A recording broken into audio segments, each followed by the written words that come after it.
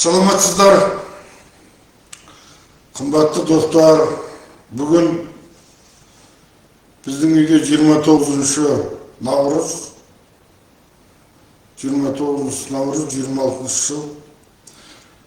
Бүгін мен жалпы осы охрана еңбекті қорғау бойынша еңбек инспекциясының жоспарлы тексерістерінің қалай өтетіні туралы, жоспардан тыс тексерістердің қалай өтетіні туралы, қалай одан тексеріспеуге болатыны туралы айтайын дедім. Жалпы осыдан басқа көріп көтеді білмеймін. Ол арнайы заңға байланысты, бұның бәрі тексерістердің бәрі заңға байланысты ғой енді.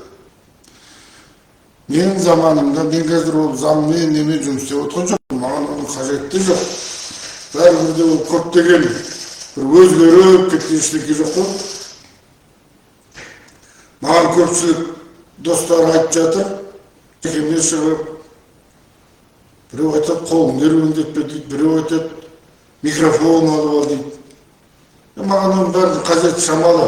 Ең бастысы менің өмірлік еңбек тәжірибем біреуге аз болса да пайдасы тисе болды маған. Мен жаңағы айттым ғой кеше сіздерге, үйде отқан жоқпын. Бірақ та күйеуге тиейін деп отқан адам емеспін тағы да. Сондықтан мынау тексеріс болады. Еңбек инспекциясы болсын, Госкортехнадзор болсын, басқа мекемелер болсын, тексереді. Тексергенде мынау жоспардан тыс тексеру деген болады. Жоспардан тыс тексеру ол арыз бойынша. Сізді алады да жаңағы жұмыстан шығарып жібереді. Болмаса ақшаңызды дұрыс төлемей қояды. Әйтеуір бір еңбек дауы болады ғой. Сонымен алады да сіз арыз жазасыз еңбек инспекцияға, мысалы еңбек инспекция ашады, арыздың негізінде тексеріс ашады. СПС дейміз, прокуратураның сондай арнайы тіркейтін органы бар. Соған барады, арызды көрсетіп, заңға байланысты заң талаптарына сәйкес тіркейді, сізге келеді.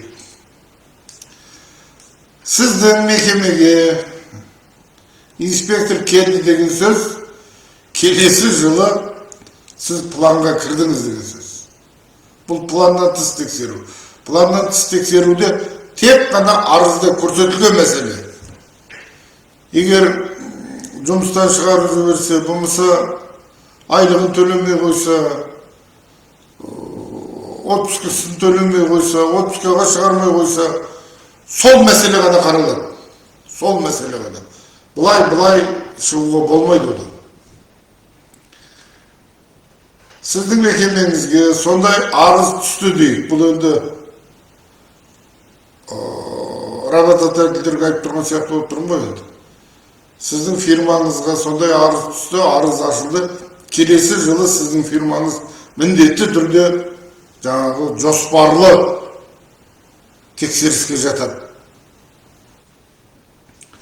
Жоспарлы тексеріс деген менің пайымымша, менің ұғымымша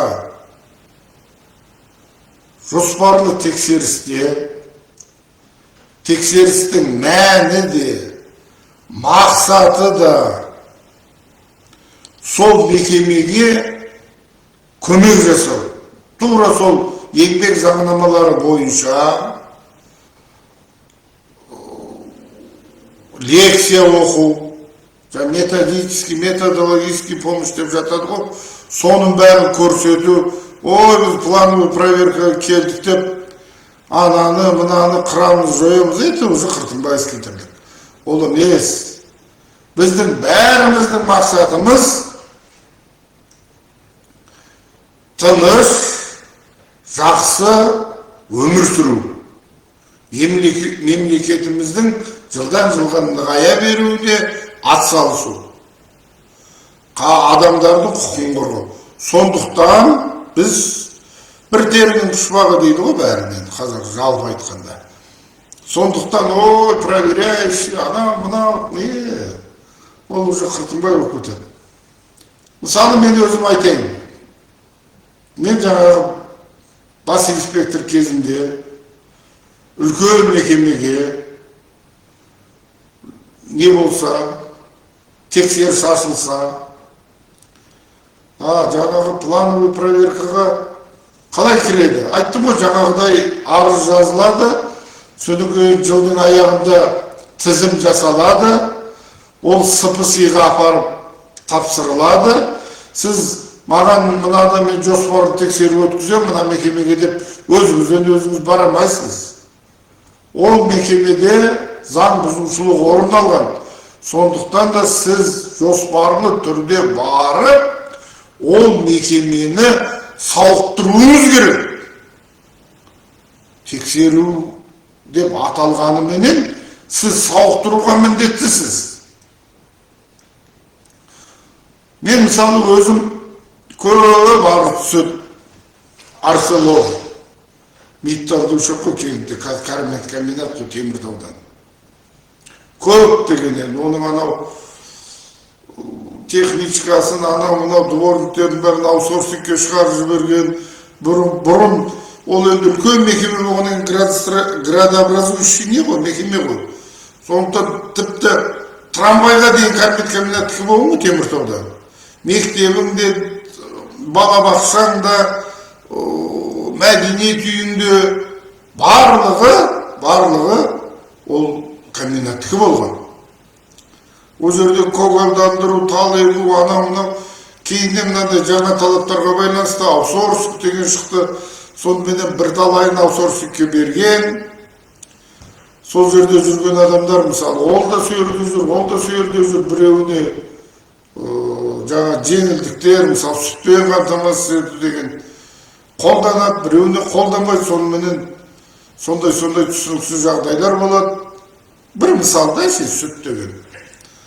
Сонымен арыз көп түседі, сондықтан ол жыл сайын неде тұрады, үлкен мекеме ғой, ондаған мың адам жұмыс істейтін жоспарда тұрады. Соған мен 2012 жыл болу керек, 13 екен. 25 адаммен кірдім. 25 инспектормен кірдім мен. Барлығын әр цехты, әр қайсының жаңағы айлық төленгенін, отпускной төленгенін, командировочный төленгенін, барлығын. Ол жерде енді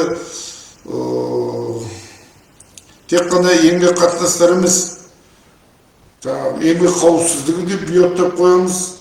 Ол да бірге жүреді. Несчастный случай орын алып тұрады. Соның бәрімен 25 адам кірдім. Менің алдымда сол жерде бір әйел кісі болған. Сол кісі жоспарлы тексеріске жаңа жалғыз өзі барады.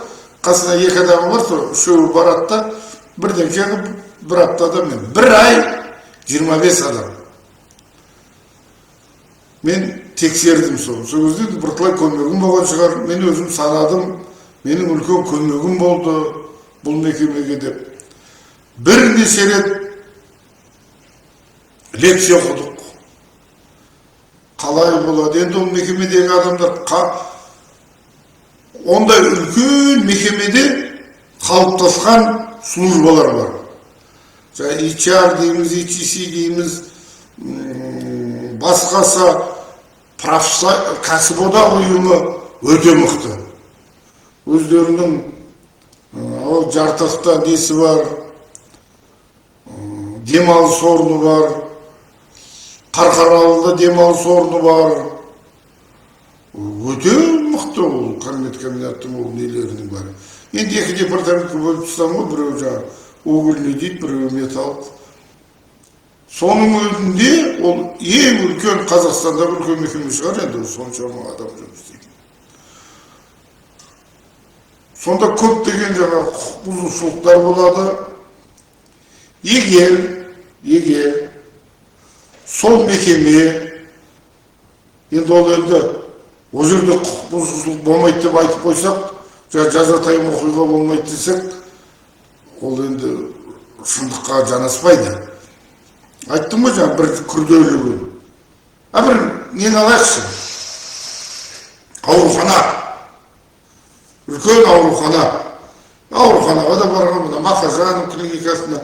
Сол кезде мен ауруханаға жаңа ондағыдай 25 адам емес, 5 адам, 3 адам, 6 адаммен барам. Әр инспекторге бөліп берем,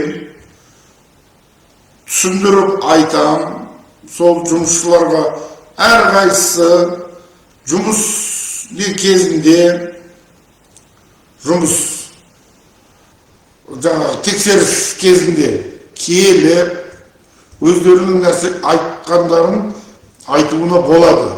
Өйткені ол жоспарлық тексеріс, ол жерде жазудың неғылым керегі жоқ. Маған осындай жылы осы жерде дұрыс төлемеді, болмаса маған ойбай бір удержание деген бар. Соны жасап қойды, мынау десе, соны біз сол жерде тексереміз. Бұл бойынша ұзақ жаңағы бүйтіп пікір алысып лекциялар оқыдық, инспекторлар лекциялар оқиды. Енді жаңағы Мақажановты неге алайық? Мысалы Мақажановтың бір медсестрасында болмаса бір санитарқысын дұрыс айлығын төлемей қойды. Болмаса бір техничкасының, о техничкаларында түрі бар ғой оның. Пол дұрыс жуады ма, ол пол ағаш па, ол пол линолеум ба, ол пол паркет па, жоқ бетон ба, оның бәрінің нормасы бәрі кестеген болады, квалификационный спрашивание. Сода бәрі көрсетілген, сақталған бәрі. Жазылған. Бізде жалпы заң бәрі бар ғой, соның орындалуы кей кезде сәл нетіп атады. Сондан біреу сондай нарушение жасайды, сондықтан Мақажанов жаңағыдай жоспары неге түсті. Мен барамды жаңағы айтып өткенімдей таныстырам, сөйлесем, жеке ұжымменен, бастықтарымен бәріне отырып залға жиналамыз, айтамыз, осындай жоспарлы тексеріс келді, сіздер осындай жағдайларды айта аласыздар. Біз енді жайлап выборочно дейді ғой, әр жерден тексереміз дейміз. Бір жыл,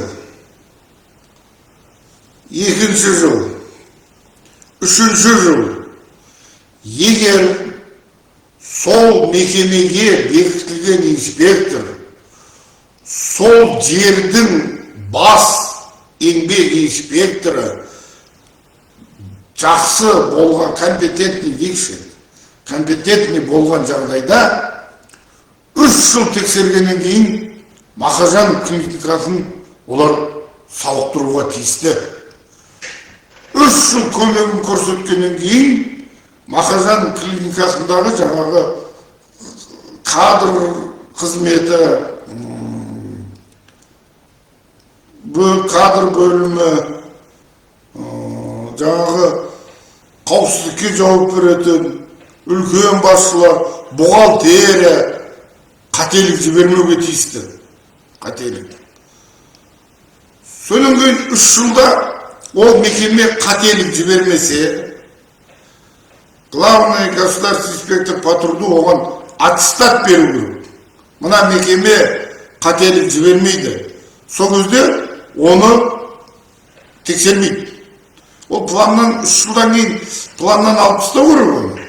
Басқа мекемелерде бар ғой, 3 жылдың ішінде ешқандай не жоқ, құқық бұзушылық жоқ, бәрі заңды орындалады, еңбек заңнамасы 100% орындалып тұр.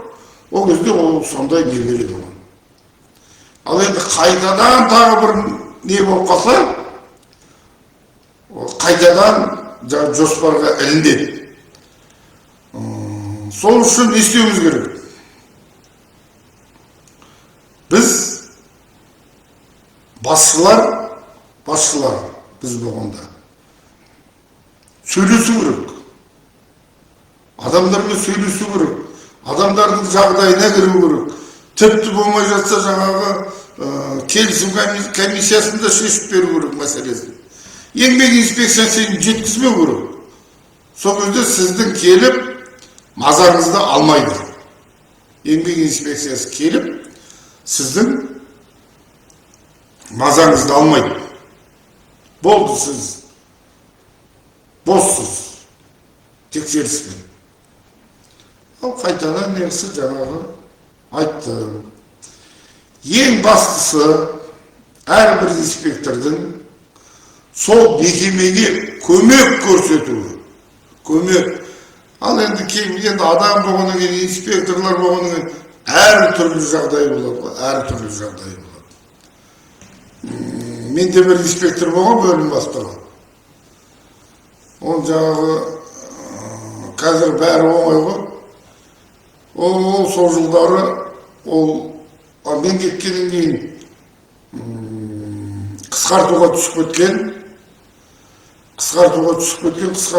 кеткеннен кейін не қылған?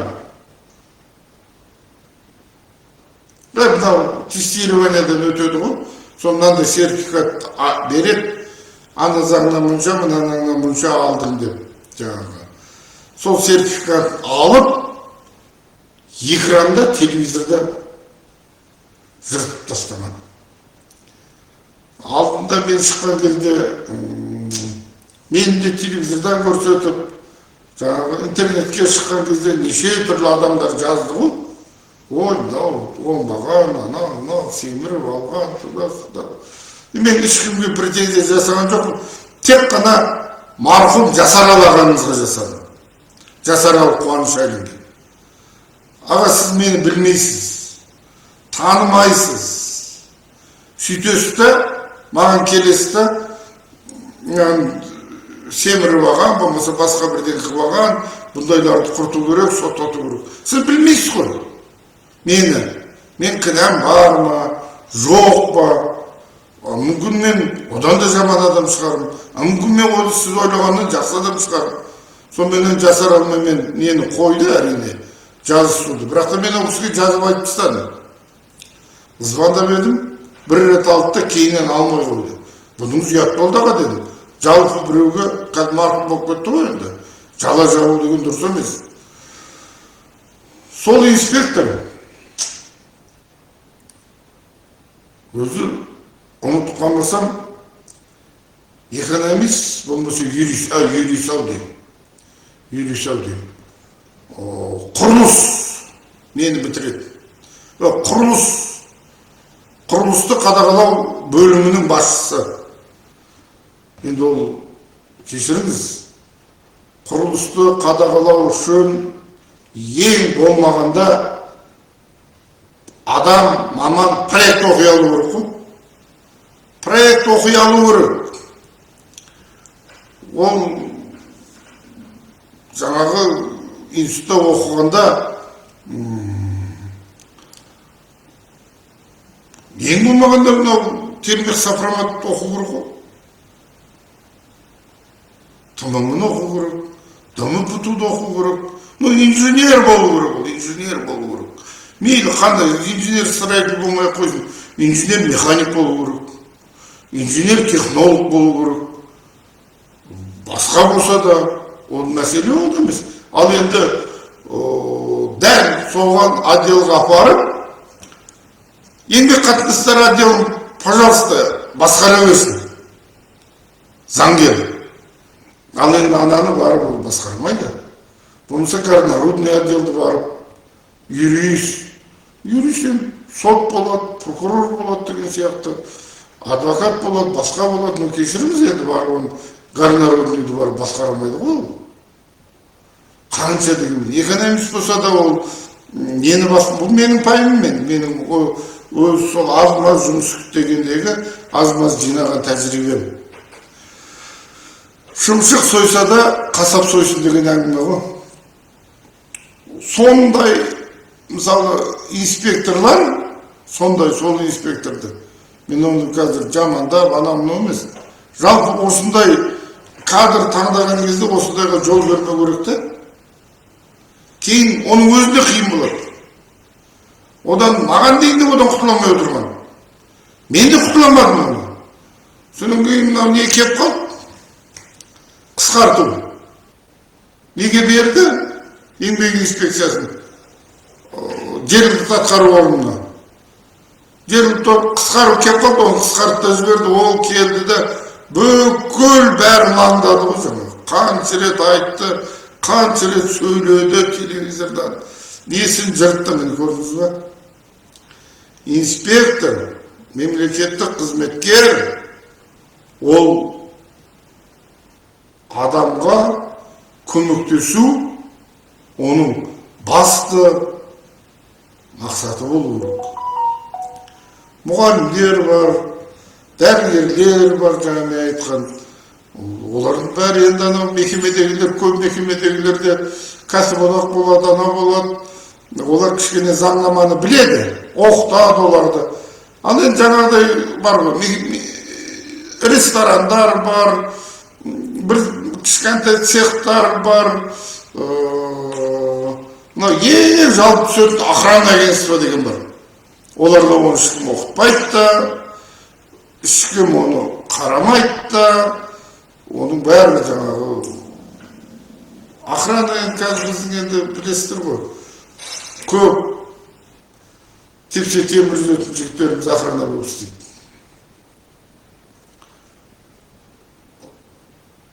Осындай мекемелердің бәріне барған кезде сабақ оқу, лекция оқу, еңбек несін түсіндіру, ол еңбек инспекторының міндеті. Менің білуімше, еңбек министрлігі бір қазір бере ме, бермей ме, білмеймін. Тендер ойнатады, осындай еңбек ұжымдарына барып, сабақ оқуға, сырттың адамдарын. Мен бір-екі рет ондайларды кездестірдім. Жаңағы, обычно юристер, солар өтіп алады да жаңағы, ұтып алады тендерді, сөйтеді де барады да, ұрып ананы былжырап ежелеп оқып тұрады. Ол ешкімге түсініксіз, жүрекке жетпейді да, өзінің бойынан өткізбей, жаттап алып, жазып алып, оқыған нәрсе ол жетпейді. Менің пайымым жетпейді ол. Сондықтан ол маман таңдаған кезде еңбек инспекциясына осылай адамдар таңдау керек. Содан кейін еңбек қауіпсіздігі жөніндегі инженерлер дейді, мекемелердегі. Ол енді өзінің заңдылығы бар, жаңағы 50 адамға дейінгі адам болса, оған бір инженерге, біреуге басшының біреуіне жүктейді. Одан артығы болса, жаңағы пәлен адам болса, қызмет жасау керек, бір адам алу керек. Жаңағы 50 адамнан артық болса, бір штат алу керек, еңбек, жаңағы еңбекті қорғау жөніндегі инженер. Ал енді одан көп болса жаңағы қызмет служба ашу керек. Қазір соңғы кезде Госкортехнадзорда сондай служба ашу керек деп бір хат жазыпты. Білмеймін, менің пайымымша екеуіне сол бір служба жетеді ғой. Ең бастысы, мен мынау өткенде де мен өзімнің жазбамда жаздым. Халық даналығы ма, біреулер айтады, Сталин марқұм айтқан дейді, бәрі мамандар шешеді деген. Сталин емес, Совет одағы кезінде де жазылып тұратын мамандар бәрін шешеді. Вот маманға байланысты. Әр маманның өзінің несі бар ғой? Ыңғайы бар. Мынау жаңағы еңбекті қорғау жөніндегі инженерлер, мен еңбекті қорғау. Мен мынандай принципке берілген. Мен енді өз мамандығым мен инженер-технолог. Енді мен тәжірибем бірталай бар. Айттым ғой сіздер өткеннен бері. Ал енді сол еңбекті қорғау жөніндегі инженер қылып, экономист бухгалтерлерді қойып қояды. Кешіріңіз, ол болмайды. Болмаса, ол мына заңды біледі деп юристті қояды. Юрист те болмайды. Үлкен мекемелерде баяғыдан келе жатқан бір жазылмаған заңдар бар. Мысалы, 3 политехнический бітірген выпускник, 3 горняк жезқазғанға направлениемен бардық дейді. Барды. Біреуі мықты. Үшеуі де там рабочий болып кірді, мастер болды. Ары қарай кетіп жатыр да, біреуі начальник цех болды, екіншісі начальник смен болды, үшіншісі мастер болып қалды да ол. Мастер болып қалды. Сол, бірақ уже жасы келді. 10 жыл, 20 жыл өтіп кетті. Ол бүкіл технологический процесті біледі. Қай жерде су тамып тұр, қай жерде май тамып тұр, қай жер құлайын деп тұр, қай жер құлауы мүмкін түгел біледі. Соны алады, досы қойды. Уже генеральный директор өткен. Соны тымышылық қойды. Ең мықты маман сол болады. Жаны ашитын, бүкіл технологиялық процесті білетін, қайсының қандай қауіп бар екенін білетін маман сол болады. Ал енді сіз онда жаңағы қазіргі кездегі жаңағыдай, тағы бір нәрсе айтып кетейін мен. Менің қайнатам болды, қазір өмірден өтіп кетті. Осы Жамбылда процесс аппараттан сабақ берген. Сол кісі мені бір күні, қазір бәрі өмірден өтіп кетті ғой. Bir günü bir fakultet, bir nenin, мен өзі айттым ғой, институтта жөндеп оқымаған деп. Bir ГЕК дейді ғой, ГЕК дейді, государственный экзаменационный комиссия. Сол председатель шақырған ғой мені. Айменов деген кісі, қаты келген, сөнген осы жерде Әбікен Сұлтанович бар, Макетов, Пожарканың бастығы. Ой, мен ана жыл барғам, сіз барыңызшы дейді маған. Мен айтам, мен бармаймын мен. Сонымен мен жарайды енді барайыншы деп бір жағынан қызық. Сөйтсем анау менің барайын деп отқан сабағым безопасность жизнедеятельности дей ма, сондай екен. Ол мамандықты жаңа қайнатамдардың кафедрасында оқытады екен. Стандартизация бірдеңке деген бар екен. Содан мен жаңағы атаммен спорт етем ғой. Ата, көке, мынандай болып еді, мен бармаймын оған. Мен ондай мамандық, ол болмайды деймін ғой. Сөйтсем ана кісі айтады, ой, сен не білесің, министрліктен ол бекітілген дейді. Бекітілген сондай маман бар дейді, сондай мамандық бар дейді. А менің білуімше, менің пайымымша, түсінігімше, қауіпсіздікті қамтамасыз ету үшін бүкіл технологический процесті білу керек. Как говорится, отпен кіріп, күлмен шығып, ішіндегінің бәрінен өтіп. Ал енді ол кісілер, сонда мен шетін байқағаным, ресторан деймі, сондай бір мамандық бар екен. Соған соның стандартына оқытады екен. Енді жарайды енді ол. Ресторанға барып істей берсін, ресторан болса ресторан. А ертең күні оның әке-шешесі білмейді, менің балам стандартизацияны бітірді дейді. Сөйтеді, шахтаның барып стандартын жасаймын. Кешіріңіз, ол оны жасай алмайды. Оны жаңағы мен айтқан тыбы болады ма? Тыбы? Мені көп алып қойды, анау-мынауды ренжімеңіздер. Тура сондай мастерден ары қарай өсемей қалған адам стандарт жасайды. Өйткені басшы боламады да, сол адам стандарт, ол бәрін біледі. Стандарт дегеннің өзі, міне мынау очки болса, осы очкидің стандарты бар. Мысалы, мынау 1, 2, P, Ж деп жазылады да, стандарт содан шығады. Оның бұлай кигенде қалай болады деген сияқты бәрі оның стандартқа жататыны. Бәрі де заң талаптарына сәйкес келуі керек қой. Міне. Жаңағы безопасность деятельность дегенде ол керегі жоқ мамандық ол. Балаларыңызды оқытпаңыздар оған. Ол енді ол миды қатырып,ошын қыртынбайсы кетерлік қой менің пайымымша, менің жинаған аз-маз тәжірибемде мен солай деп есептеймін. Әрине мен бір жерде дұрыс емес шығар.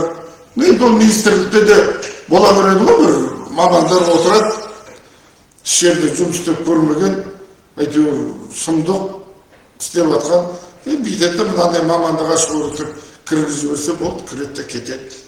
Ол міне еңбек инспекциясы тарапынан болатын тексерістер осылай. Содан кейін жазатайым оқиға болса тергеп тексеру бар. Оны айттым. Ал көптеген мекемелерге кадровый служба, бухгалтерия мықты болса болды. Ол мекемеде заң бұзылмайды. Заң бұзылған жағдайда олар жаңағы жұмысшыға керек жағдайды түсіндіріп айтады, адаммен сөйлеседі, содан кейін ешкім арыз жазбайды. Арыз жазбағаннан кейін заң бұзылмады деп есептеледі. Бұзылған заңды өздері жаңағы согласительный комиссиялары, келісім комиссиялары арқылы шешіп алады. Содан кейін қазіргі еңбек кодексінде көптеген нәрсе мынандай заңмен регулируется дейді ғой, сол кезде мынандай трудовое отношение регулируется трудовым кодексом дейді, и актами работодателя деп қояды. Ал түсініп алыңыз актами работодателя деген. Оның бәрі жұмыс берушінің жаңағы актылары деген соның приказдары, соның распоряжениелері, ол сол бойынша реттеледі. Бірақ та ол барлық жағдайда заңға қайшы келмеуі керек. Заңға қайшы келу деген болмайды. Кез келген заң конституцияға, конституционный заңдарға қайшы келмейді. Ал кез келген приказ болсын, қаулы болсын, жұмыс берушінің актілері болсын, ол қабылданған заңдарға ешқайсысына қарсы келуге тиісті емес. Менің сол пайымым, көргенім сол. Жақсы жоспарлы тексерістің мәні де, маңызы да сол жердегі жұмысшыларға, сол мекемеге көмектесу. Бітті. Ол қырып кетейін, жойып кетейін деген әңгіме олыңызы қыртың байыски болады, сотталып кетесің. Жалпы бір минут айтып кетейін, уақытымда болып. Госкортехнадзорда бұл жағы жақсы енді. Өйткені жерде мамандар әрқайсысы бөлек-бөлек қой. Сол барған кезде жаңағы сосудты біреуі, подъем сооружениені біреуі, основном мынандай майда-шүйде нелерге барғанда. Үлкен мекемелерге барса, әрине жаңағы металлургы, гарнияға, анау-мынау барады. Ал енді бұлай, осы жақсы. Міндетті түрде мен өзімнің немнен бас инспектор, болмаса сөйірдегі бір жетекші маман бастап барып, жаңағыдай өздерінің қолынан келген көмегін көрсеткен жағдайда ғана мемлекетті қадағалаудың нәтижесі болады. Ал енді бір-екі адам барып, мынау деп шай ішіп, ләләлә деп қайтса, ода болмайды. Жақсы, менің уақытым шамалады. Мені көргендеріңізге, жазылғандарыңызға рахмет. Осы мен енді күнігі сол 30 минуттай сөйлеп жатырмын. Соның бір 3 секундтағы 3 минут демей қойын, 1 минут айтқан сөзімнің ішінен бірден кесін біреуге тисе, алса, онда менің ондыққа тигенім. Сау болыңыздар, бүгін демалыстарыңыз сәтті өтсін.